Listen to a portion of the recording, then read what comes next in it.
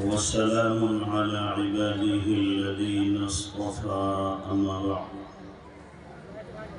فأعوذ بالله من الشيطان الرجيم بسم الله الرحمن الرحيم ألف لام ميم ذلك الكتاب لا ريب فيه هدى للمتقين الذين يؤمنون بالغيب ويقيمون الصلاة ومما رزقناهم ينفقون صدق الله العظيم.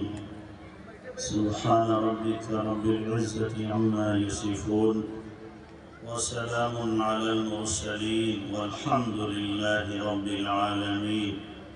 اللهم صل على سيدنا محمد وعلى آل سيدنا محمد وبارك وسلم. اللهم صل على سيدنا محمد وعلى آل سيدنا محمد وبارك وسلم. اللهم صل على سيدنا محمد وعلى آل سيدنا محمد وبارك وسلم.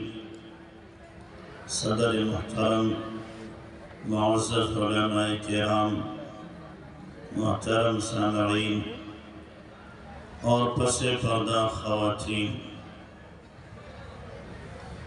میرے محترم بھائی و بزرگوں، یہ آپ کا دستار بندی کا جلسہ ہے، اور جیسا کہ آپ نے سنا خود مولانا بشیر صاحب دامت برکاتہم کو یاد نہیں اس جلسے کا نمبر کون سا ہے. اللہ تبارک و تعالی مدرسے کے فیض کو عام و تام فرمائے اور تا قیام قیامت اس کے فیض کو جاری و ساری رکھے. یہ مدارس ہی ہیں جو ہمیں ہدایت کا نور دے رہے ہیں، مدارس ہی ہیں جن کے ذریعے سے گمراہی چھٹ رہی ہے، مدارس ہی ہیں جو باطل فتنوں کا مقابلہ کر رہے ہیں. یہ مدارس نہ ہوتے تو نامعلوم ہم گمراہی کے کس گڑھے میں پڑے ہوتے. تو اللہ تبارک و تعالیٰ نے ہمارے ساتھ اپنے فضل و کرم کا معاملہ فرمایا ہے کہ ہمیں مدارس سے جوڑ رکھا ہے، جہاں ہر وقت قال اللہ و قال رسول کی صدائیں بلند ہوتی رہتی، جہاں قرآن پڑھا جاتا ہے. آپ کے اس مدرسے میں صبح سے لے کر شام تک نامعلوم کتنے قرآن پڑھے جاتے ہیں. اللہ تبارک و تعالیٰ کی کتنی رحمتوں کا نزول اور ورود ہوتا ہے. خود قرآن کہہ رہا ہے اِذَا قُرِئَ الْقُرْآنُ فَاسْتَمِعُوا لَهُ وَأَنصِتُوا لَعَلَّكُمْ تُرْحَمُونَ. جب قرآن پڑھا جائے تو غور سے سنو، چپ رہو، تمہارے اوپر رحم کیا جائے گا.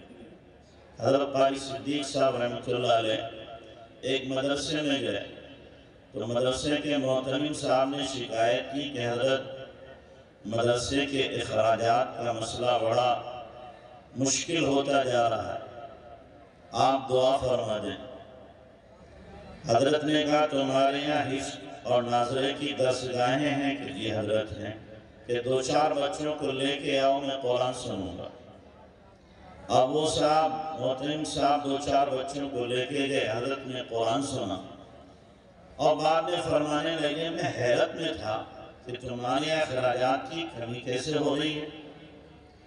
اللہ تو کہہ رہا ہے کہ قرآن پڑھا جائے گا تو رحمت کا نزول ہوگا، اور تمہارے یہاں پریشانی ہے. لیکن قرآن سن کے پتہ چلا کہ قرآن تو پڑھا جا رہا لیکن صحیح ڈھنگ سے نہیں پڑھا جا رہا. قرآن کا جو تلفظ ہونا چاہیے وہ تلفظ نہیں.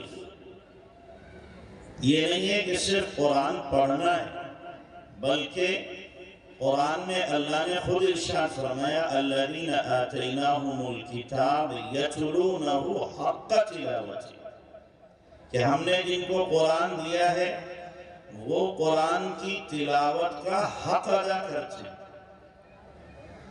تو تلاوت کا حق یہی ہے کہ صحیح لہجے کے ساتھ، ادائیگی کے ساتھ قرآن کو پڑھا جائے۔ یہ نہیں ہے کہ آپ نے یوں ہی گھسیٹ دیا جیسے بہت سے رمضان میں حافظ جو ہوتے ہیں، ایسا قرآن پڑھتے ہیں شاید رحمت تو نہیں ہوتی ہوگی، کچھ اور ہی ہوگا۔ ہمارے یہاں بھی ایک حافظ صاحب مراد آباد میں، آپ سن کے تعجب کریں گے، 40 منٹ میں 5 پارے اور 20 رکعت نماز سب ہو جاتی ہے۔ کیا پڑھتے ہیں؟ ایک حافظ عظیم صاحب کہتے ہیں ایک مرتبہ میں نے سوچا کہ سنوں تو صحیح کیسا پڑھتے ہیں، مائک میں پڑھ رہے، بڑا مجمع پیچھے، تو انہوں نے قرآن کھولا، پارے کا پہلا لفظ تو سنا کہ کیا ہے، اس کے بعد بیچ میں کیا پڑھا جا رہا ہے، سننے والے حافظ ہیں، قرآن کھول کے بیٹھے، کہتے ہیں بیچ میں کچھ پتہ نہیں چلا کیا پڑھا، آخری لفظ سمجھ میں آیا اور پہلا لفظ سمجھ میں آیا۔ یہ قرآن رحمت کرے گا یا قرآن پکڑ کا ذریعہ بنے گا؟ اسی کو تو آقا نے فرمایا ہے رب طالب یتلو القرآن والقرآن یلعنہ، بعض تلاوت کرنے والے ایسے ہیں کہ تلاوت کرتے ہیں اور قرآن ان کے اوپر لعنت بھیجتا ہے۔ ہم سبب لعنت نہیں، سبب رحمت بنے۔ ابھی قاری صاحب قرآن پڑھ رہے تھے، کتنا مزہ آ رہا تھا، کتنا خوبصورت لب و لہجہ، جی چاہ رہا تھا اور پڑھتے ہیں۔ تو اس لیے جہاں قرآن پڑھا جائے گا رحمتوں کا نزول یقینی طور پر ہوگا۔ میں نے جو آیات تلاوت کی ہیں بالکل پہلے پارے کی، قاری صاحب نے بھی وہیں سے شروعات کی تھی، میرا ذہن وہیں سے چلا کہ یہیں سے ہم بھی شروعات کر رہے ہیں۔ الف لام میم ذالک الکتاب، الف لام میم میں ہی اللہ تبارک و تعالیٰ نے یہ لوگوں کی ذہن سازی کی ہے اور لوگوں کے دل و دماغ سے یہ خناس نکال لیا ہے کہ ہم بہت کچھ جانتے ہیں۔ چونکہ عرب اپنے آپ کو عرب کہتے تھے، ساری دنیا کو عجم کہتے تھے، کہ ہم بولنے والے ہیں، ساری دنیا گونگی ہے۔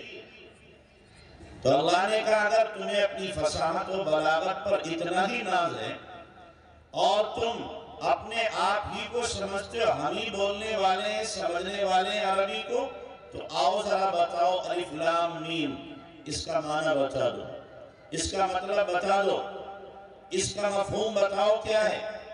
کوئی نہیں بتا سکتا۔ ہاں لوگوں نے معنی نکالے ہیں لیکن حقیقی مراد سوائے اللہ کے یا پھر رسول اللہ صلی اللہ علیہ وسلم کے کوئی نہیں جانتا۔ اسی لیے مفسرین یہاں پر آ کر کیا کہتے ہیں، اللہ اعلم بمرادہ، اللہ ہی اس کی مراد جانتا ہے۔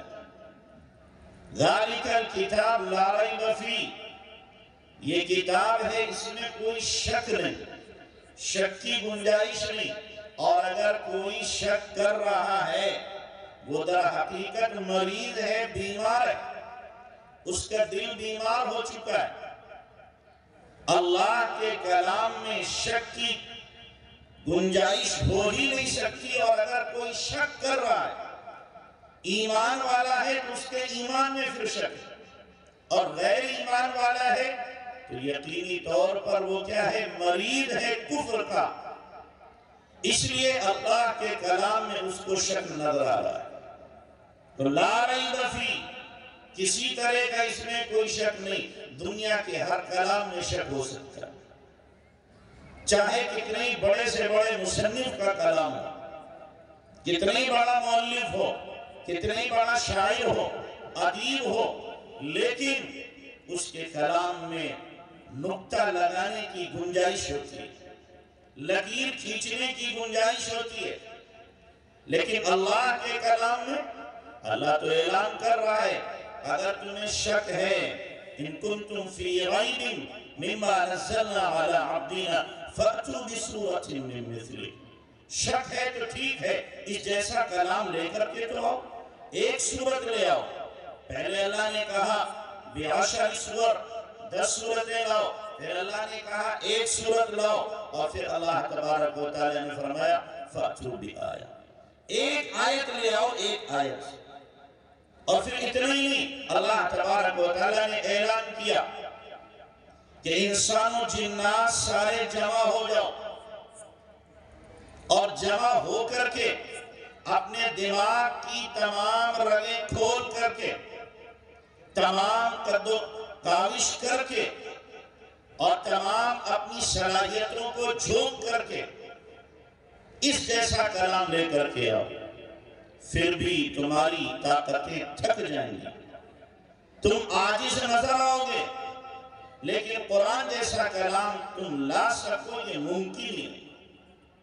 बहुत लोगों ने कोशिशें की, और अब भी अक्ल के दीवाने कोशिशें कर रहे हैं, लेकिन जो भी कोशिश करता है मुंह की खाता है।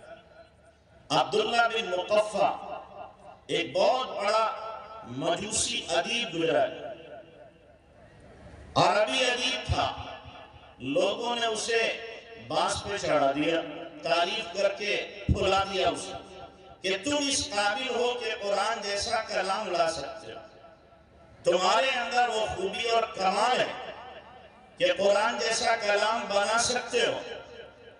जब आदमी की ज्यादा तारीफ की जाए तो दाएं बाएं देख के सोचता शायद हूं मैं ऐसा ना जैसा लोग कह रहे हैं। जब ज्यादा तारीफ की जाए तो नफ्स भूलता है। हालांकि जितने भी कमालात हैं वो सब के सब दिए हुए तो अल्लाह के हैं, हम क्या तकब्बुर करें। अगर किसी आदमी की किसी कमाल की बुनियाद पर इज्जत हो रही है, बड़ा समझ रहे हैं, तो वो तो बड़ा नहीं होता, वो तो अल्लाह कमाल वाला है, उसने कमाल दिया। अगर आप मेरी इज्जत कर रहे हैं, मौलाना बशीर साहब की इज्जत कर रहे हैं, तो क्यों कर रहे हैं? दीन की वजह से कर रहे हैं। अब हमारा नस्ल मोटा हो जाए कि तेरी बड़ी इज्जत हो रही, मेरी खाक इज्जत हो रही, ये तो बहुत बड़ा धोखा है। अल्लाह ना करे, अल्लाह ना करे आज मैं नौज़ुबिल्लाह दाढ़ी साफ कर दूं, लिबास उतार दूं, पगड़ी उतार दूं, जीन्स का पैंट पहन करके, शर्ट पहन करके आपके पास आ जाऊं, मुझे कोई सलाम करे? थूकने को लोग तैयार होंगे, इस मौलवी को क्या हो गया? चाहे तकरीर में कर लूं, कोई मुझे नहीं पूछेगा। सब कुछ है ज़ाहिरी हुलिया, मैंने दीन का बिगाड़ा तो कोई मुझे पूछने वाला नहीं होगा। तो ये बहुत बड़ा धोखा लगता है इंसान को, समझता है जनाब मेरी इज्जत हो रही, तेरी खाक इज्जत हो रही है, दीन की इज्जत हो रही है, जो ज़ाहिरी हुलिया तुमने दीन का बना रखा है इसकी वजह से इज्जत हो रही है। तो शैतान अंदर फूंक देता है आदमी को। तो अब्दुल्ला बिन मुक़फ़्फ़ा को भी लोगों ने चढ़ाया, चढ़ गया। उसने कहा ठीक है, मैं कुरान जैसा कलाम बनाने की कोशिश करूंगा, लेकिन मेरी 2 शर्तें। एक शर्त ये है कि 1 साल कम से कम लगेगा इसमें, मेरे बच्चों के मुकम्मल इखराजात की जिम्मेदारी तुम्हारे सर होगी। लोगों ने कहा मंजूर है। दूसरी शर्त ये, अकेला कमरा मुझे दो जिसमें लिखने पढ़ने के सारे सामान मौजूद हों, और मेरी तमाम जरूरियात पूरी की जाए। लोगों ने कहा यह भी मंजूर है। दोनों शर्तें मंजूर की।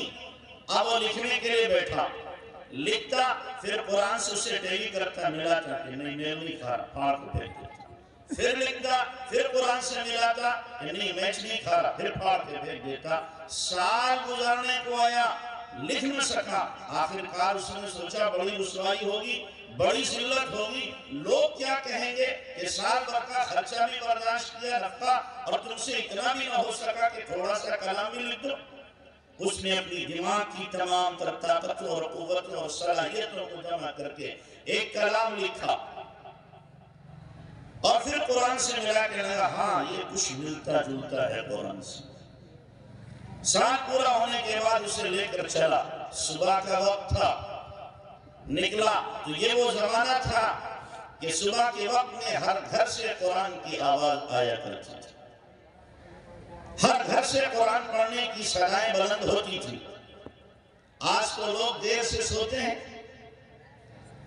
और ये बबुआ सबके हाथ में दे दिया गया, मोबाइल का बबुआ सबके हाथ में है। बाप के भी, बेटे के भी, भाई के भी, बहन के भी, बीवी के भी, सबके हाथों में।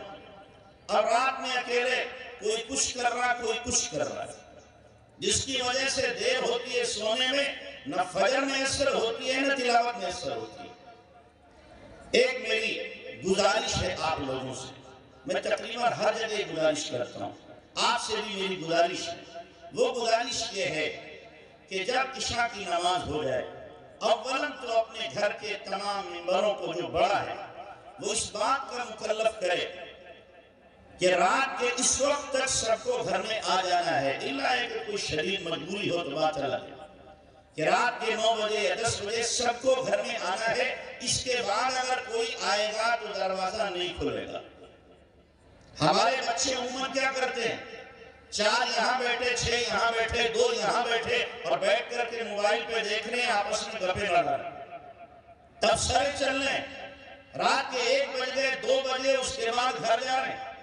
ماں باپ کو فکر نہیں ہے کہ میرا بچہ کیا کر رہا ہے، بگڑ رہا ہے کہ بن رہا ہے، کیسے لوگوں کی صحبت میں بیٹھا ہوا ہے، ماں باپ کو اس کی فکر نہیں ہوتی۔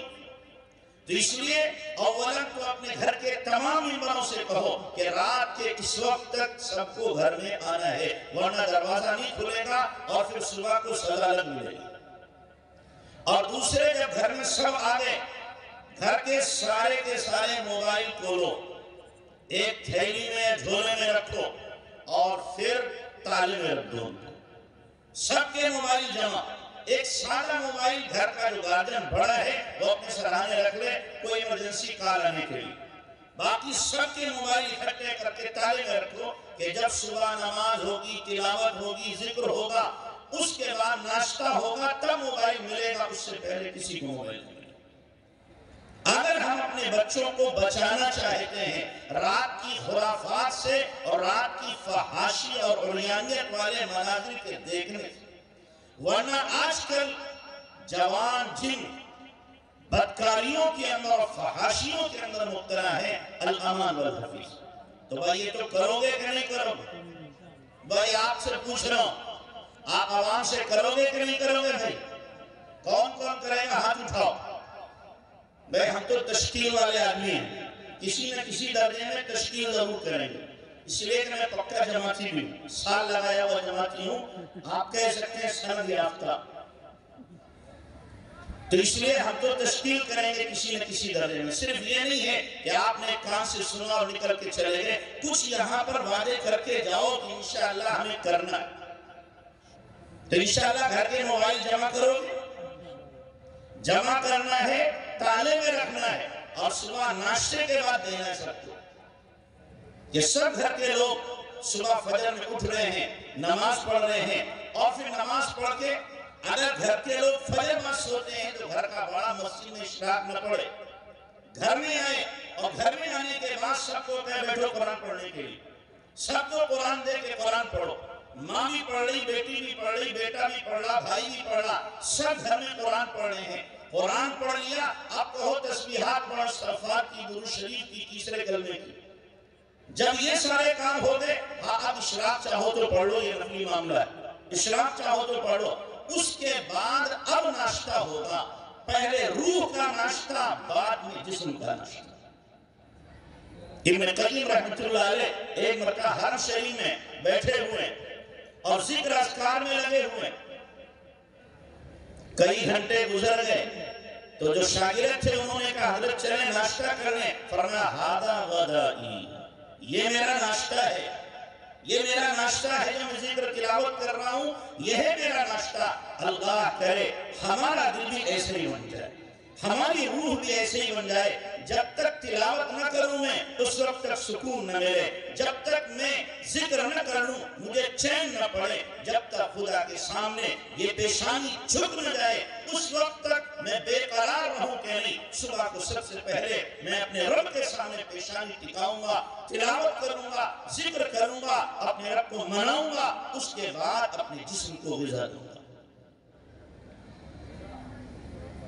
تو عبداللہ ابن مقفع کا میں واقعہ سنا رہا تھا، بیچ میں آیا تو عبداللہ بن مقفع جا رہا تھا، قرآن کوئی بچی تلاوت کر رہی اور 13واں پارہ ہے، 12واں پارہ ہے، وہ بچی یہاں پر پہنچی، وقيل يا أرض ابلعي ماءك ويا سماء أقلعي وغيض الماء وقضي الأمر واستوت على الجود وقيل بعدا للقوم الظالمين. یہ آیت جب اس بچی نے پڑھی ہے، عبداللہ بن مقفع بالکل ششدر و حیران، اپنی جگہ پہ کھڑا، پیر ایسا رہے جام ہو گئے.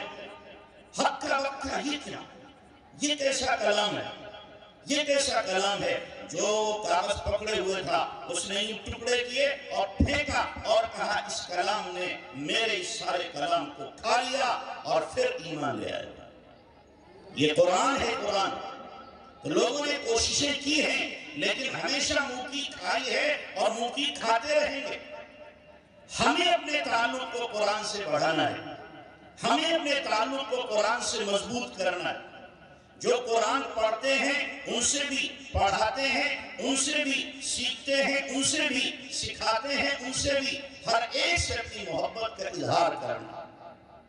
بعض لوگ ایسے ہوتے ہیں کہ ہم جیسے ملاؤں سے خدا واسطے کو انہیں بیر ہوتے ہیں اور سمجھتے ہیں یہ لوگ ٹھروے ہیں کھانے والے. لیکن یاد رکھیں جو علماء سے، حفاظ اور قرہ سے نفرت کرے گا اس کی نسل میں کبھی اللہ علماء پیدا نہیں کرے گا، اس کی نسل برباد ہو جائے گی. اس لیے کچھ نہیں کر سکتے ہو کہ حفاظ سے، علماء سے کم محبت کرو، محبت بھری نگاہ سے دیکھو تو صحیح. اس لیے کہ یہ میرے اللہ کے کلام کی خدمت کرنے والی جماعت ہے. اللہ کے قرآن کو یہ سینوں میں جمع کیے ہوئے، اپنے سینوں کو انہوں نے اللہ کے قرآن کے لیے اپنے سینوں کو محفوظ کیا. تو اس لیے ہمیں قرآن سے محبت، قرآن والوں سے محبت، اور جن جگہوں پہ قرآن پڑھا جاتا ہے ان جگہوں سے بھی محبت. اس لیے کہ ان جگہوں پر اللہ کی رحمتوں کا ورود ہوتا ہے، نزول ہوتا ہے، اس لیے ہمیں ان جگہوں سے بھی محبت ہو. تو اپنے قرآن سے تعلق کو مضبوط کرو اور یاد رکھو جو بھی بندہ حقیقی قرآن کی خدمت کرنے والا اور دیندار ہوگا اللہ تبارک و تعالیٰ کبھی بھی اسے رسوا نہیں ہونے دیتا، کبھی اسے ذلیل نہیں ہونے دیتا. دنیا جو چاہے سمجھتی رہے، ایک دن آتا ہے اللہ اسی کو عزت کی چوٹیوں پر پہنچاتا ہے. دنیا والوں کے کام مشکل ہوتے ہیں اور اللہ ان فقیروں کے کاموں کو آسان کر دیتا ہے. مشکلیں ان کی آسان ہو جایا کرتی. اس لیے قرآن سے محبت، قرآن والوں سے ہمیں مکمل طور پر محبت ہو. روزانہ اپنا معمول بناؤ کہ ہمیں قرآن پڑھنا ہے. ہمارے دادا پیر سے ایک صاحب بیعت ہوئے، 40 سال کے بعد ملے. کہنے لگے حضرت جب سے آپ نے معمول بتایا تھا ایک پارے کا، وہ دن ہے اور آج کا دن ہے، 40 سال میں کوئی دن ایسا نہیں گیا کہ پارے کا نہ ہوا. یہ قرآن سے تعلق والے، محبت والے. ایک صاحب کو بتایا کسی نے، کسی عالم نے، کہ جو بندہ 1 سال روزانہ ایک قرآن پڑھے گا اللہ اس کی نسل میں قرآن کے فیض کو جاری کر دے. وہ بھی کچھ عجیبی بندہ تھا، اس نے ٹھان لیا کہ ٹھیک ہے 1 سال تک روزانہ اس نے ایک قرآن پڑھا.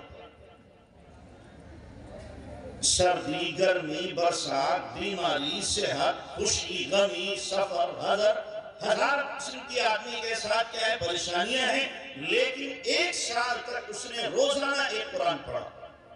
اللہ نے اس کا صلہ یہ دیا کہ بیٹے حافظ، بیٹیاں حافظ، پوتے حافظ، پوتیاں حافظ، نواسے حافظ، نواسیاں حافظ، جو داماد ملے وہ حافظ، پورا گھرانہ حفاظ کا. اس گھرانے کو عزت و شہرت مل رہی ہے کائیں سے؟ قرآن سے.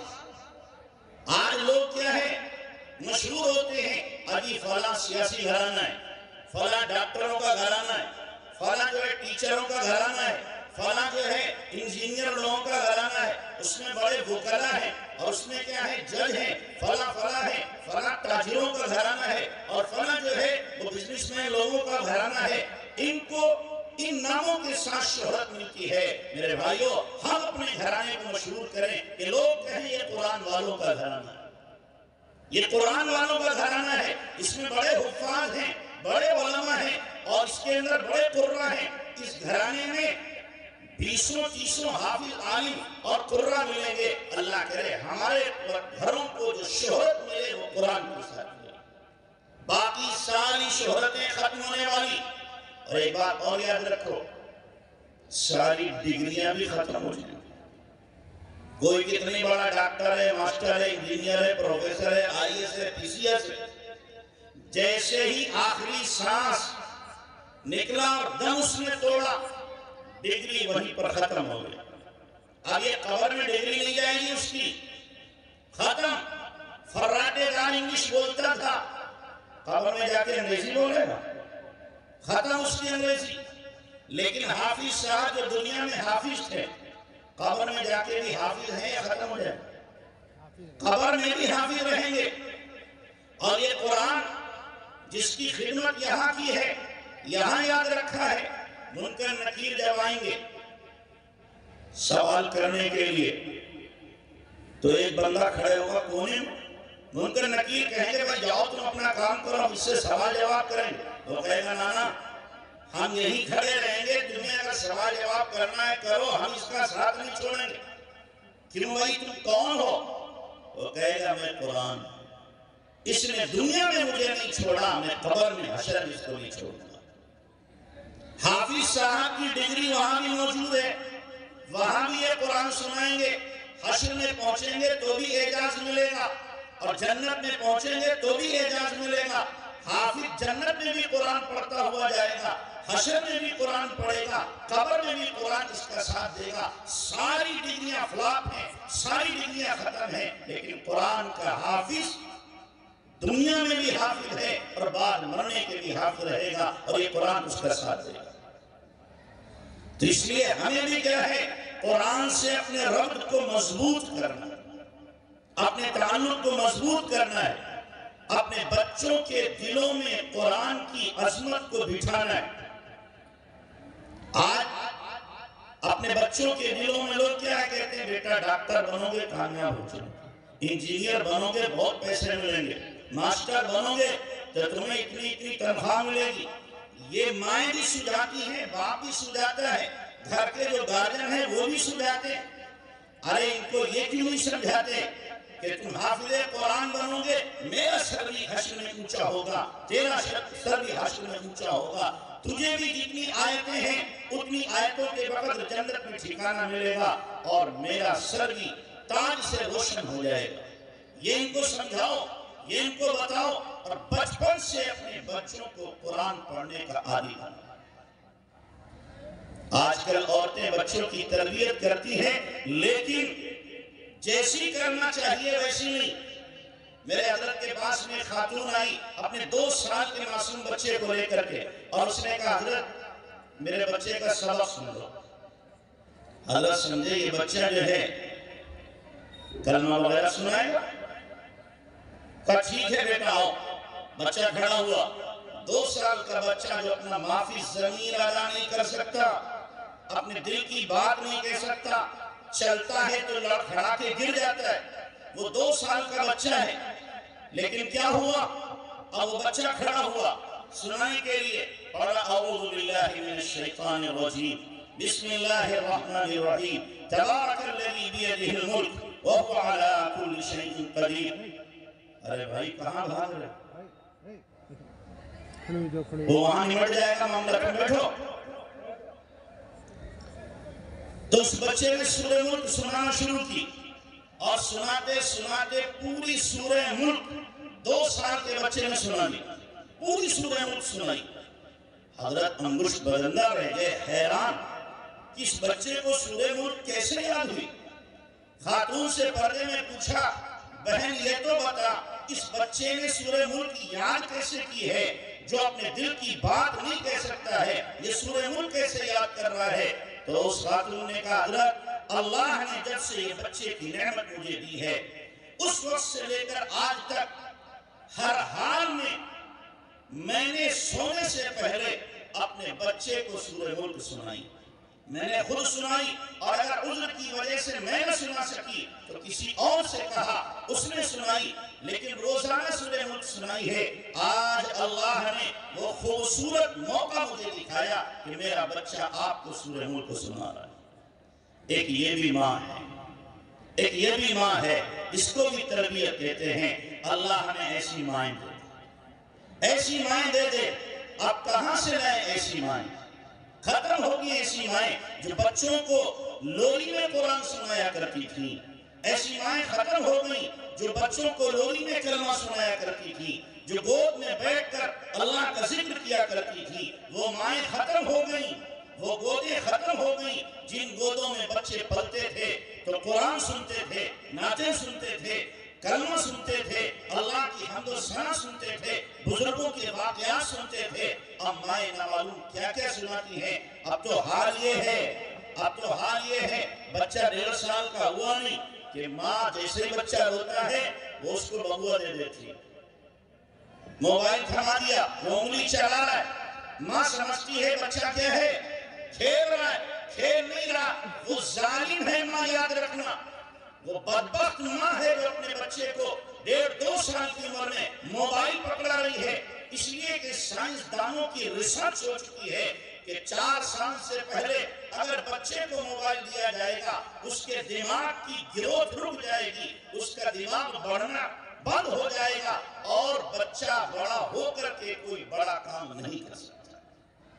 تو یہ ماں بچے سے محبت کر رہی ہے یا بچے کے ساتھ ظلم کر رہی ہے، بچے کے ساتھ زیادتی کر رہی ہے؟ ماں کو تو یہ چاہیے تھا کہ بچے کو کھلاتی تو صحیح، لیکن قرآن کے ساتھ کھلاتی، بزرگوں کے واقعات کے ساتھ کھلاتی۔ ارے صحابیات کی زندگی یاد کرو، بچہ گود میں ہے، بخاری میں ہے، بچے گود میں ہوتے تھے، معصوم صحابیات ان کو روزہ رکھوا دیتے تھے، ان کو روزہ رکھوا دیا کرتی تھی۔ ان کی تاریخ کیوں نہ پڑھی، ان کی زندگی کیوں نہ پڑھی؟ اپنے بچوں کو تباہی کے دہانے پہ ڈال دیا، بربادی کے دہانے پہ ڈال دیا۔ تو بچے اگر اللہ نے دیے ہیں تو یہ بچے امانت ہیں، ان کو قرآن سے جوڑو، دین سے جوڑو، شریعت سے جوڑو، جناب رسول اللہ صلی اللہ علیہ وسلم کی محبت ان کے قلوب میں راسخ کرو۔ ایسی محبت بٹھاؤ کہ کسی ماحول میں جائیں، کتنے ہی فتنوں کا ماحول ہو، کفر و ارتداد کا ماحول ہو، اور کتنا ہی بے دینی کا ماحول ہو، لیکن یہ اپنے دین کا سودا کرنے کے لیے کسی حال میں تیار ہے۔ ایسا ماحول بنانے کی ضرورت ہے اور ایسی ذہن سازی کرنے کی ضرورت ہے۔ تو اپنے بچوں کے دلوں میں قرآن کی محبت بٹھاؤ، قرآن کی عظمت بٹھاؤ، تاکہ بچے بڑے ہو کر کے قرآن والے بنیں، قرآن والے بنیں۔ تو ذالک الکتاب لا ریب فیہ، یہ کتاب ہے جس میں کسی طرح کی کوئی شک کی گنجائش نہیں، جو سراپا ہدایت ہے، سراپا ہدایت ہے۔ تو اس لیے ہمیں اس کتاب سے اپنے تعلق کو کیا کرنا ہے؟ مضبوط کرنا ہے۔ قرآن کہہ رہا ھدی للمتقین، یہ قرآن کیا ہے؟ متقیوں کے لیے سراپا ہدایت ہے۔ یہ قرآن کے ذریعے سے ہدایت ملتی ہے۔ ہدایت ملنے کے ذرائع اور اسباب بہت ہیں۔ شخصیات سے بھی ہدایت ملتی ہے، جگہوں سے بھی ہدایت ملتی ہے، زمانے سے بھی ہدایت ملتی ہے، کتابوں سے بھی ہدایت ملتی ہے۔ آپ دیکھو قرآن کتاب ہدایت، اس سے بھی لاکھوں کو ہدایت ملی ہے۔ کہ سب سے پہلے جس نے قرآن کا ترجمہ کیا، پتھر نامی عیسائی، جس نے انگریزی زبان میں سب سے پہلے ترجمہ کیا، پورے قرآن کا ترجمہ کر لیا۔ جب سورہ ناس پر پہنچا تو کہنے لگا میں نے اس کا ترجمہ تو کیا ہے لیکن اس کلام والے کو تو میں نہیں مانتا۔ اندر سے ضمیر نے اس کو جھنجھوڑا اور اس کے دل نے پکارا، جس قرآن کا تو نے ترجمہ کیا ہے اس پر تو خود بھی ایمان لیا۔ چنانچہ سورہ ناس کے ترجمے سے پہلے وہ ایمان میں داخل ہو گیا۔ قرآن کتاب ہدایت ہے، تو قرآن سے بھی لوگوں کو ہدایت ملتی ہے اور اشخاص سے بھی ہدایت ملتی ہے۔ انبیاء کرام کو دیکھ کر لوگ ایمان لاتے تھے۔ جناب رسول اللہ صلی اللہ علیہ وسلم کے چہرے انور کو آ کر کے کفار دیکھتے تھے اور ایمان لے آتے تھے۔ عبداللہ بن سلام نے اللہ کے نبی صلی اللہ علیہ وسلم کے چہرے کو دیکھا۔ حضرت سلمان فارسی رضی اللہ عنہ نے آپ کے چہرے کو دیکھا اور دیکھ کر بابا نے اعلان کیا، هذا الوجه ليس بوجه كذاب، یہ کسی جھوٹے کا چہرہ نہیں ہو سکتا۔ ایمان میں داخل ہو گئے صرف چہرے کو دیکھ کر۔ تو نبی کی ذات سراپا ہدایت ہے۔ اسی طریقے سے جگہیں بھی ہدایت کا ذریعہ ہیں۔ کعبۃ اللہ ہدایت کا ذریعہ ہے۔ عالم کی ہدایت چھپی ہوئی ہے۔ قرآن کے اندر خود اللہ تبارک و تعالیٰ نے اعلان کیا ہے، ہدی للعالمین۔ تو کعبۃ اللہ کو دیکھ کر ہدایت ملتی ہے۔ کتنے ایسے شرابی، کبابی، جوانی، بدکار، بدماش جاتے ہیں لیکن کعبۃ اللہ پر نظر پڑتی ہے تو آنکھوں سے سیل رواں جاری ہو جاتا ہے اور پھر ہمیشہ ہمیشہ کے لیے توبہ طائب ہو کر کے اللہ کے ولی بن جاتے ہیں۔ ایک جوڑا ہمارے اندر لکھا ہے، جدہ میں رہتا تھا عیسائیوں، انہوں نے کہا کہ چلو مسلمانوں کا کعبہ ہم بھی جا کے دیکھتے ہیں۔ کیسا بھیس بدلا، احرام پہنا اور کسی طریقے سے چیک پوسٹ تھے چوری سے نکل گئے اور حرم میں میاں بیوی دونوں پہنچ گئے۔ جب پہنچے اور کعبۃ اللہ پہ نظر پڑی تو بیوی شوہر کو دیکھ رہی ہے، رو رہی ہے، شوہر بیوی کو دیکھ کے رو رہا ہے، دونوں کے آنسو جاری، دونوں رو رہے ہیں، سسکیاں ان کی نکل رہی۔ بیوی نے پوچھا کیا ارادہ؟ شوہر نے پوچھا تمہارا کیا ارادہ؟ کہ جی ایمان لانے کا، جس رب کا یہ گھر ہے اس رب پر ہم ایمان لاتے ہیں اور اس رب کو ماننے کے لیے تیار ہیں۔ جس رب نے قرآن بھیجا ہے ہم اس رب پر ایمان لاتے ہیں، قرآن پر ایمان لاتے ہیں۔ کعبۃ اللہ کو دیکھ کر انہیں ہدایت ملی۔ تو جگہوں سے بھی ہدایت ملتی ہے۔ جگہوں سے ہدایت یہاں تک ملتی ہے کہ 100 کا قاتل صرف نیکوں کی بستی کا ارادہ کرتا ہے، صرف ارادہ کرتا ہے، چل پڑتا ہے، پہنچتا نہیں ہے، بیچ راستے میں ہے اور موت آ جاتی ہے، اللہ اس کے لیے جنت کا فیصلہ کر دیتا ہے۔ صرف جگہوں سے، ایسے آپ کا یہ مدرسہ ہے، جگہ تو ہے لیکن کتنے ایسے حفاظ ہیں کہ اللہ تبارک و تعالیٰ نے ان کو قبول کیا ہے، کتنے ایسے ہیں جو قرآن پڑھ کے نکلے ہیں اور قرآن کی خدمت کر رہے ہیں۔ تو جگہوں سے بھی ہدایت ملتی ہے، اشخاص سے بھی ہدایت ملتی ہے، کتابوں سے بھی ہدایت ملتی ہے اور زمانے اور وقت سے بھی ہدایت ملتی ہے۔ آپ دیکھو رمضان کا مہینہ آتا ہے کتنے لوگ ہدایت پا جاتے ہیں، زمانہ ہدایت دے رہا ہے۔ تو قرآن کیا ہے؟ ہدی للمتقین، متقیوں کے لیے سراپا ہدایت ہے۔ اس کا مطلب یہ نہیں ہے کہ صرف متقیوں کو ہدایت ملے گی، نافرمانوں کو ہدایت نہیں ملے گی، نہیں، ہدایت کے درجات ہیں۔ اعلیٰ ہدایت کا درجہ متقی لوگ قرآن سے حاصل کریں گے۔ ہدایت کے درجات ہیں، اسی لیے تو قرآن میں اللہ نے کیا فرمایا کہ نماز کی ہر رکعت میں تمہیں ہدایت مانگنا ہے۔ ہر رکعت میں ہم کیا کہتے ہیں؟ اہدنا الصراط المستقیم صراط الذین انعمت علیہم، اے اللہ ہمیں سیدھا راستہ دکھا دے۔ ہر رکعت میں چاہے فرض ہو، نفل ہو، واجب ہو، سنت ہو، ہر رکعت میں ہم کیا کر رہے ہیں؟ اللہ سے دعا مانگ رہے ہیں، اہدنا الصراط المستقیم۔ تو کیا ہمیں ہدایت ملی، ہم گمراہ ہیں؟ نہیں، ہدایت کا جو اعلیٰ مقام ہے، اے اللہ مجھے بھی عطا کر، جس درجے پر ہوں اس سے اونچا درجہ مجھے ہدایت کا دے دے۔ تو روزانہ مانگ رہے، ہر نماز میں ماننے، نماز کی ہر رکعت میں اللہ سے مانگ رہے۔ تو متقیوں کو ہدایت اعلیٰ درجے والی ملے گی، لیکن عام آدمی کو بھی قرآن سے ہدایت ملے گی۔ حضرت مولانا عبد الماجد صاحب دریابادی رحمۃ اللہ علیہ، ایک زمانہ ان پر ایسا گزرا جو کمیونسٹ ہو گئے، لیکن اللہ کو ہدایت دینا تھی۔ اکبر الہ آبادی سے ملاقات ہوئی تو اکبر الہ آبادی نے کہا مولانا کبھی قرآن بھی پڑھا ہے؟ اس میں کیا رکھا ہے؟ اس میں کیا ہے؟ کرنے میں یہ نہیں کہہ رہا کہ قرآن آپ اللہ کی کتاب سمجھ کے پڑھو، میں اس لیے کہہ رہا ہوں آپ عربی ادیب ہو، اس کے اندر عربی ادب بہت اچھا ہے، قرآن میں عربی ادب ہے؟ ہاں ہاں بہت اچھا عربی ادب کہ ٹھیک ہے دیکھیں گئے گھر پہ مولانا عبد المجید دریا بازی جوتے پہنے ہوئے قرآن کو لیا لیٹ کر کے پڑھا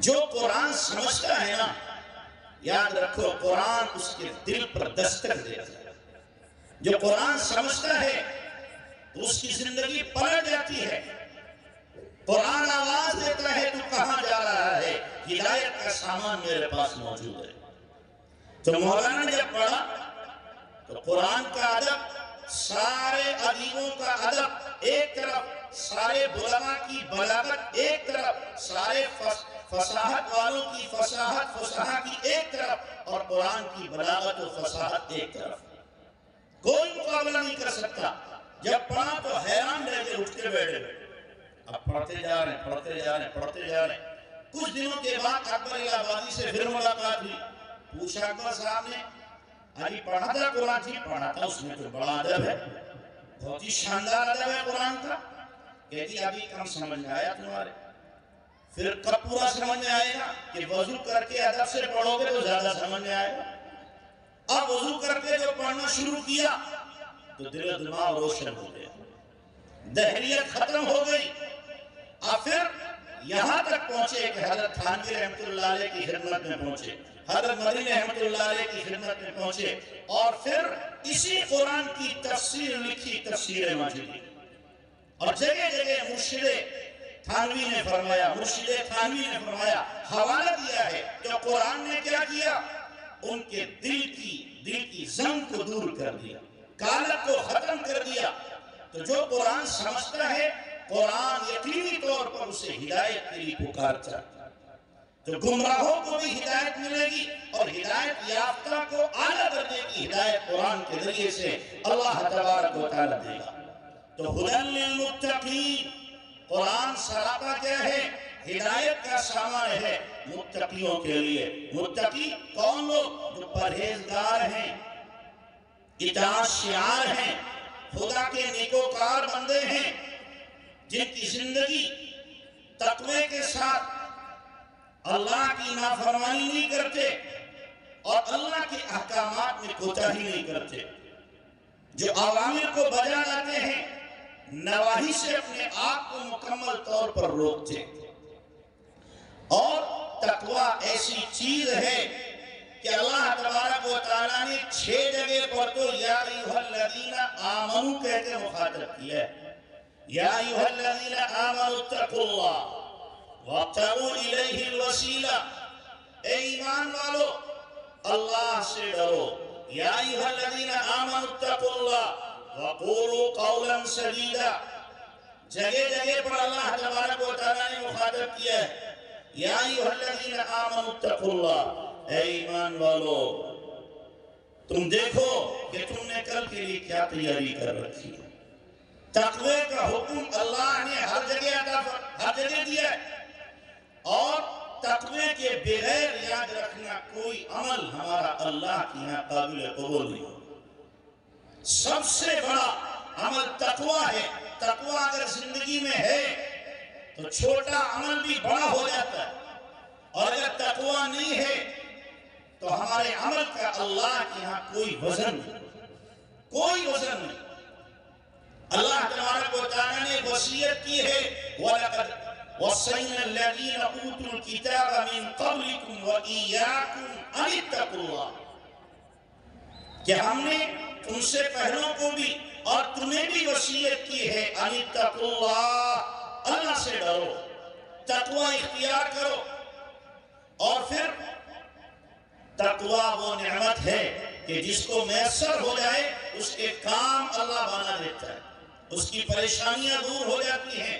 مشکلیں اس کی آسان ہو جایا کرتی ہیں آپ نے سنا ہوگا حضرت عمر رضی اللہ عنہ سے کسی نے پوچھا کہ تقوی کسے کہتے ہیں تو فرمایا تقوی یوں سمجھو جیسے جھاڑی کے بیچ میں سے راستہ ہو ہوائیں چل رہی ہوں اور ادھر سے آپ کا گزر ہو رہا ہو تو کپڑوں کو سمیٹ کر کے اپنے جسم کو سکیڑ کر کے کس طریقے سے گزرو گے کہ جھاڑی کے کانٹوں سے میرا کپڑا الجھ نہ جائے ہوائیں چل رہی ہیں جیسے اس راستے سے گزر رہے ہو اسی طریقے سے اپنی پوری زندگی گزار دو، اس کا نام تقوی۔ تو ہمیں اپنے آپ میں تقوی پیدا کرنا ہے، اور تقوی جب اللہ تبارک و تعالیٰ دے دیا کرتا ہے تو یاد رکھنا دل روشن ہو جاتا ہے۔ قرآن میں اللہ تبارک و تعالیٰ نے فرمایا ہے کہ جو آدمی تقوی اختیار کرے گا وَمَن يَتَّقِ اللَّهَ يَجْعَلْ لَهُ فُرْقَانًا، کہ ہم اس کو فرقان دیں گے۔ فرقان کسے کہتے ہیں؟ کہ حق اور باطل کی تمیز، ہدایت اور گمراہی، اس کو پتہ چل جائے گی، صحیح اور غلط، حرام اور حلال۔ اللہ تبارک و تعالیٰ دل میں وہ نور دے گا، اس نور کے ذریعے سے اسے پتہ چل جائے گا یہ غلط ہے، یہ صحیح ہے، یہ حلال ہے، یہ حرام ہے، یہ ہدایت ہے، یہ گمراہی ہے، یہ باطل ہے، یہ حق ہے۔ اس نور کے ذریعے سے پتہ چلے گا جو تقوی کی بنیاد پر اللہ تبارک و تعالیٰ عطا کرے گا۔ یہ ہوتا ہے نور بصیرت۔ ایک ہے نور بصارت، ایک ہے نور بصیرت۔ نور بصارت تو ہے آنکھوں سے دیکھنا، نور بصیرت ہوتا ہے دل سے دیکھنا۔ بعض لوگوں کی آنکھیں تو نہیں ہوتی لیکن دل ان کا بڑا روشن ہوتا ہے، دل روشن ہوتا ہے، دل سے دیکھ لیا کرتے ہیں۔ آپ کو حیرت ہوگی، مکہ مکرمہ میں حضرت نے سنایا ایک حکیم صاحب تھے دلی میں، تو ان کے پاس میں حضرت خواجہ عبد المالک صاحب رحمۃ اللہ علیہ ملنے گئے کہ دیکھیں یہ حکیم صاحب کیسے دوا دیتے ہیں اور کیسے مرض کا انہیں پتہ چلتا ہے۔ حضرت جا کے بیٹھ گئے اور مراقب ہو گئے۔ جب مراقب ہو گئے اور بتایا نہیں کون آیا ہے، وہ حکیم صاحب کہنے لگے حضرت میرے دل کی طرف بھی توجہ ڈال دو۔ بولے نہیں، چپ جا کے بیٹھ گئے، اور وہ حکیم صاحب کو پتہ چل گیا نابینا ہے، دکھائی نہیں دیتا۔ اور کیا کہہ رہے حضرت ادھر بھی توجہ منتقل کر دو۔ کیوں؟ آنکھ نہیں دیکھ رہی پر دل دیکھ رہا ہے، دل دیکھ رہا ہے۔ دل روشن ہو جاتا ہے جب آدمی تقوی کی زندگی گزارتا ہے۔ حضرت علی رضی اللہ تعالیٰ عنہ کا واقعہ مشہور ہے۔ حضرت علی رضی اللہ عنہ کہتے ہیں ایک مرتبہ میں نے خواب دیکھا کہ اللہ کے نبی صلی اللہ علیہ وسلم نماز پڑھا رہے، فجر کی نماز ہے، فلاں فلاں سورت اللہ کے نبی نے پڑھی، اور نماز پڑھنے کے بعد آپ لوگوں کی طرف رک کر کے بیٹھ گئے۔ میں پیچھے بیٹھا ہوا تھا آپ کے پہلی سن میں، آپ تسبیحات پوری کر رہے ہیں، اتنے میں ایک بندہ آیا جس کے سر کے اوپر ٹوکرا ہے کھجوروں کا، لے کے اللہ کے نبی صلی اللہ علیہ وسلم کی خدمت میں پیش کیا۔ آقا یہ آپ کو ہدیہ ہے۔ آپ صلی اللہ علیہ وسلم نے اس میں سے کھجور اٹھائی، حضرت علی کے منہ میں رکھ دی خواب میں۔ حضرت علی کہتے ہیں میں نے کھا لی اور کہا اللہ کے نبی ایک اور دو۔ آپ نے فرمایا کہ دوسروں کا حق ہے۔ میرا خواب پورا ہو گیا۔ صبح کو فجر کی نماز پڑھنے گیا، حضرت عمر رضی اللہ عنہ نے نماز پڑھائی۔ جو صورتیں اللہ کے نبی نے فجر میں پڑھی تھی وہ حضرت عمر نے پڑھی۔ پھر حضرت عمر لوگوں کی طرف رک کر کے بیٹھے، میں پیچھے بیٹھا ہوا تھا۔ اتنے میں نے دیکھا جو خواب میں دیکھ رہا تھا وہی منظر کہ ایک بندہ ٹوکرا لے کر کھجوروں کا آیا اور آ کر حضرت عمر کے سامنے رکھ دیا۔ حضرت علی حیران، ابھی خواب دیکھ رہا ہوں یا حقیقت ہے؟ لا کے رکھ دیا۔ حضرت عمر رضی اللہ عنہ نے ایک کھجور اٹھائی، حضرت علی کے منہ میں رکھ دی۔ حضرت علی نے کھا لی، کہا امیر المومنین ایک اور دے دو۔ فرمایا اللہ کے نبی نے دی ہوتی تو میں بھی دے دیتا، اللہ کے نبی نے دی ہوتی تو میں بھی دے دیتا۔ خواب علی دیکھ رہے، پتہ کس کو چل رہا ہے؟ حضرت عمر کو کیوں پتہ چلا؟ بلوٹوٹ ہو گیا تھا دلوں میں۔ بلوٹوٹ تو سمجھتے نہیں کہ دل کی بصیرت سے دیکھا تھا۔ اللہ والوں کے دل یہ جاسوس ہوتے ہیں، یاد رکھنا کیا ہوتے ہیں؟ جاسوس ہوتے ہیں، پتہ چل جایا کرتا ہے۔ تو حضرت عمر رضی اللہ عنہ کے دل میں وہ عکس آ گیا جو حضرت علی کے دل میں تھا۔ تو جب انسان کی زندگی میں تقوی ہوا کرتا ہے تو اللہ اس کو نور بصیرت دیتا ہے، جس نور بصیرت سے اس کو صحیح کا اور غلط کا، حلال کا، حرام کا، حق کا، باطل کا، ہدایت کا، ضلالت کا پتہ چل جاتا ہے۔ دونوں کو وہ الگ الگ کر دیا کرتا ہے، دونوں الگ الگ ہو جاتے ہیں۔ ایک مرتبہ حضرت خواجہ عبد المالک رحمۃ اللہ علیہ ایک صاحب نے دعوت کی، حضرت کے وہ محبین میں سے تھے. حضرت پہنچ گئے ان کے پاس کھانے کے لیے. کھانا جب رکھا گیا، کھانے کو حضرت نے دیکھا اور دیکھ کے فرمانے لگے تمہارے گھر میں خنزیر کب سے آ گئے؟ تمہارے گھر میں خنزیر کب سے آ گئے؟ اب وہ تو ہکا بکا یا اللہ یہ کیا ہوا کہ حضرت کہہ رہے خنزیر کب سے آ گئے؟ بیوی سے پوچھا یہ کھانا کیسے بنایا تم نے؟ کہ جی میں نے نہیں بنایا. پھر کہ پڑوس میں ہماری پڑوسن جو ہے وہ ایک زمانے سے کہہ رہی اب کی تمہارے پیر صاحب آئیں کھانا بنا کے میں دوں گی. اس نے بنا کے دیا ہے اور اس کا شوہر بینک میں کام کرتا ہے. اس کا شوہر بینک میں کام کرتا ہے. تو حضرت کو اس کھانے کے اندر نظر آیا، فرمایا تمہارے گھر کے اندر خنزیر کب سے آیا؟ یہ کہاں سے دیکھا ہے؟ آنکھوں سے نہیں، یہ دل کی بصیرت سے دیکھا ہے. جب انسان کے اندر تقوی ہوگا، پرہیزگاری ہوگی، اللہ کا خوف اور خشیت دل کے اندر ہوگی، تو اللہ تبارک تعالیٰ یہ نور بصیرت اس کو عطا کرے. تو اس لیے ہمیں بھی چاہیے ہم اپنی زندگی کے اندر کیا پیدا کریں؟ تقوی پیدا کریں. اور یہ اتنا عظیم الشان عمل ہے کہ اللہ تبارک و تعالیٰ نے ایک آیت کے اندر 2 جگہ اور ایک آیت کے اندر 3 جگہ تقوی کا حکم دیا ایک ہی آیت. فرمایا ایھا الذین آمنوا اتقوا اللہ ولتنظر نفس ما قدمت لغد واتقوا اللہ. پہلے بھی تقوی کا حکم، بعد میں تقوی کا حکم. 7ویں پارے میں اللہ نے فرمایا لیس علیکم جناح، تمہارے اوپر کوئی گناہ نہیں ہے کہ تم کیا کرو، کھاؤ تقوی اختیار کرو، پھر کھاؤ پھر تقوی اختیار کرو، پھر کھاؤ پھر تقوی اختیار کرو. 3 مرتبہ ایک آیت میں اللہ تبارک و تعالیٰ نے حکم دیا. فِيمَا تَعِمُوا إِذَا مَا اتَّقَوْا ثُمَّ اتَّقَوْا فِيمَا تَعِمُوا إِذَا مَا اتَّقَوْا وَآمَنُوا ثُمَّ اتَّقَوْا وَآمَنُوا ثُمَّ اتَّقَوْا وَأَحْسِنُوا. 3 مرتبہ ایک ہی آیت میں اللہ نے تقوی کا حکم دیا. اندازہ لگائیں ایک آیت کے اندر قرآن میں آپ کو کہیں 3 مرتبہ نماز کا حکم نہیں ملے گا، زکوٰۃ کا ایک آیت میں 3 مرتبہ حکم نہیں ملے گا، روزے کا ایک آیت میں 3 مرتبہ حکم نہیں ملے گا، حج کا ایک آیت میں 3 مرتبہ حکم نہیں ملے گا، دیگر اعمال کا بھی اسی طریقے سے ایک آیت میں 3 مرتبہ حکم نہیں ملے گا. لیکن تقوی وہ عظیم الشان عمل ہے کہ ایک آیت میں 3 مرتبہ اللہ تبارک و تعالیٰ اس کا حکم دے رہا ہے. اور پھر اللہ تبارک و تعالیٰ کی طرف سے جو تقوی اختیار کرنے والا ہے اس کے لیے اعلان ہو رہے ہیں. آپ جتنے بیٹھے ہوئے ہیں نا، اگر میں ایک ایک کر کے سب سے پوچھوں بھائی روزی کے مسئلے میں کون پریشان ہے، سبھی ہاتھ اٹھا دیں گے کہ میں پریشان ہوں. کروڑ پتی ہے وہ بھی کہے گا جی ہوں تو کروڑ پتی، لیکن آگے کیا لگائے گا لیکن مسئلہ پریشانی کا ہے آپ دعا کریں. روزانہ مرغے چرغے کھا رہا ہوگا، اس سے بھی پوچھو وہ کہے گا جی دال روٹی چل رہی ہے حضرت دعا کر دیں اللہ روزی کھول دے. وہ بھی یہی کہے گا.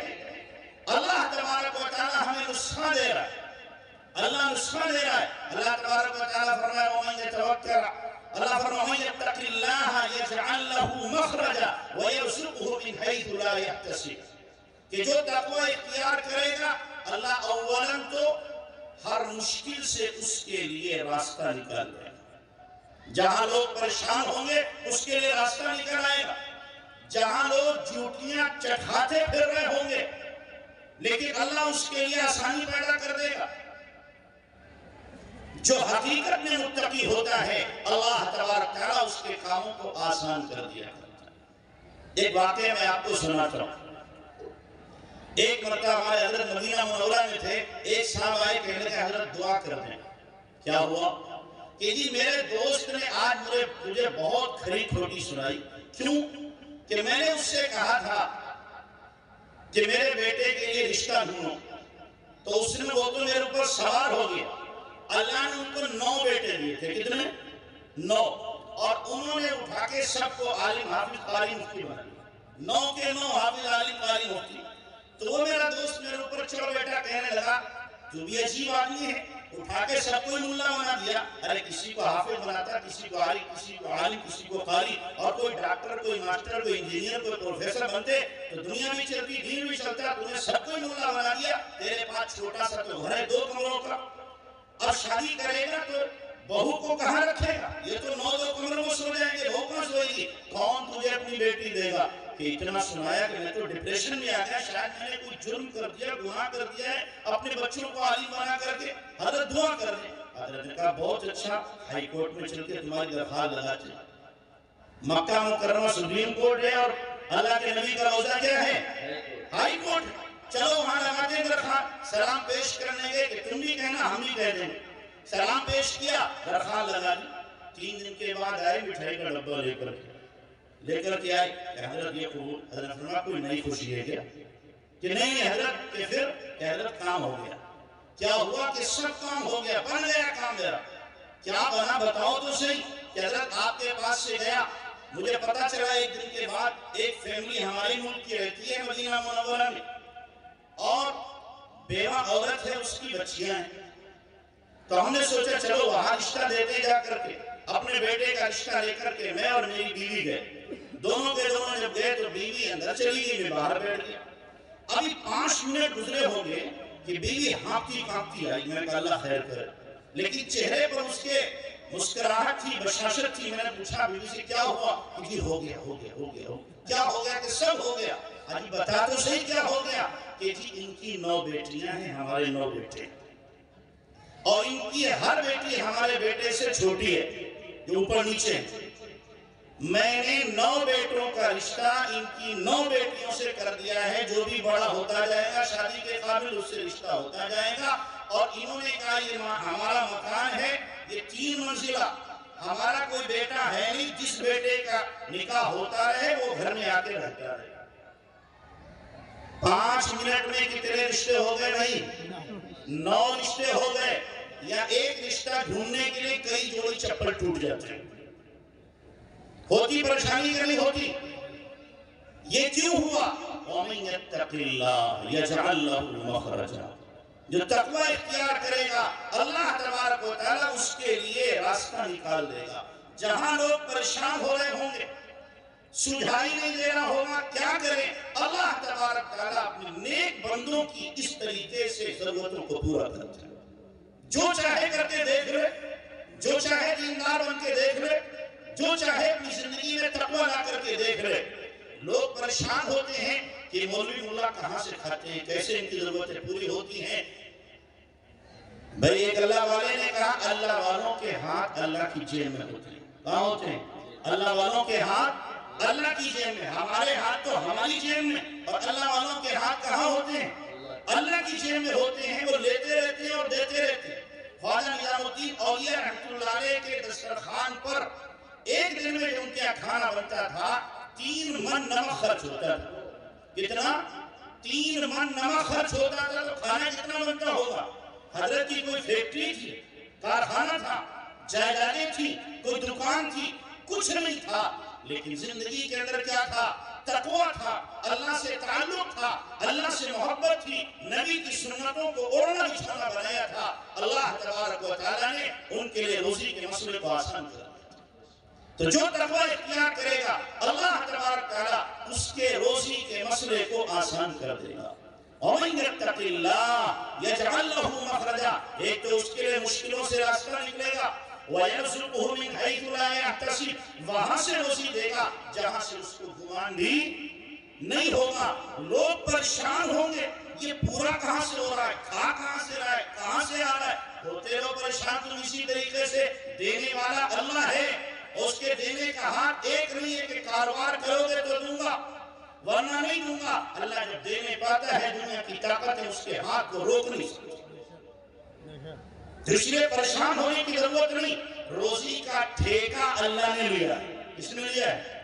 روزی کا ٹھیکہ اللہ نے لیا ہے, اور ہمیں مکلف بنایا تم ہمارا کام کرو, عبادت کرو, دین کی خدمت کرو, روزی ہم تمہیں دیں گے. جتنے مقدر کی روزی ہے وہ ہمیں مل کے رہے گی, ہمیں پریشان ہونے کی قطعاً ضرورت نہیں ہے. وہ اللہ پہنچا کے رہے گا. دوشے آدمیرا کشد زور زور, یکے آب و دانا, یکے خاک گور. 2 چیزیں پوری